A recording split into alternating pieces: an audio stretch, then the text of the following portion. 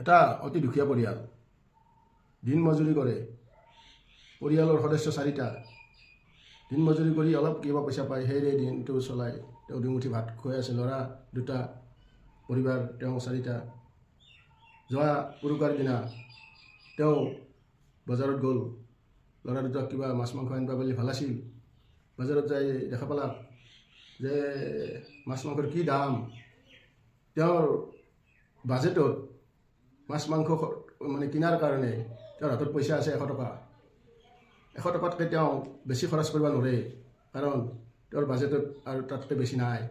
100 টকাই তেওঁ 100 টকা লৈ ঘূৰি আছে বজাৰত, মাছ মাংস উভয় নদী, কিন্তু মানে জুই চাই দাম। তেওঁ চিন্তা কৰিছে কি কৰা যায়। এনেকৈ এই কোণাৰ ফালে এটা দোকানী মাছৰ, তেওঁ চানা মাছ উলিয়াইছে, দৰিকণা, এই মোৱা মাছ। তেওঁ সুধিলাক দাম, বোলে কেজি 200 টকা। তেওঁ বোলে এৰে পাই মই আজি আধা কেজি মাছ লৈ যাম, আৰু উপায়টো নাই, 100 টকা আছে। আধা কেজি মাছ আনিলাক 100 টকা দি, আনি পেলাই ঘৰত পৰিবাৰক দিলাক। পৰিবাৰে কৈছে চানা মাছহে আনিছি না আজি উৰুকাৰ দিনা। বোলে তেওঁ কৈছে কি কৰিব, উপায় নাই, মোৰ বাজেটত আৰু ইয়াতকৈ বেছি নাই, বহুত দাম, এই আনিছোঁ দা, এই দিয়া খাওঁ দা। হ'ব দিয়ক, এই বুলি ধুই বাচি ধুনীয়াকৈ ৰান্ধিলাক। ৰান্ধি সেই চানা মাছকেইটা দি 3খানমান আঞ্জাই বনাইছে, কমকৈ 4টা মানুহ বনাই পেলাই ধুনীয়াকৈ খালাক, অতি তৃপ্তিৰে খাইছে, আনন্দত খাইছে। কিন্তু তেওঁৰ সন্মুখত এটা বিল্ডিং আছে, 3তলা বিল্ডিং। তেওঁলোকৰ টকা পইচাৰ অভাৱ নাই, উভয় নদী, মাছ মাংসৰ অভাৱ নাই, যিমান লাগে সিমান আনে।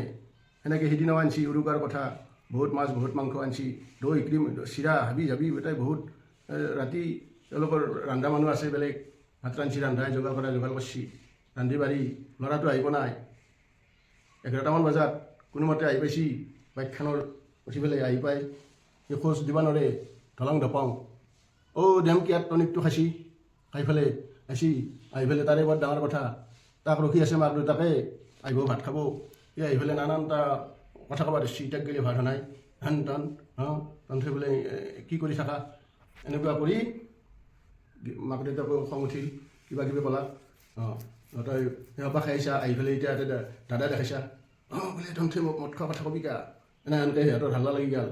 যাই কাজিয়া, যাই বাচন বৰ্তন দলিয়া দলি হাবি জাবি বহুত দূৰ গুচি গ'ল। যাই ৰাতি ভাতে খোৱা নহ'ল। উৰুকাৰ দিনা সিহঁতৰ গোটেইকেইটা লঘোণে থাকিল। গতিকে এতিয়া চিন্তা কৰক, মানুহে সুখ বিচাৰি শান্তি বিচাৰি কিয় যাব লাগে, ঘৰতেই থাকে।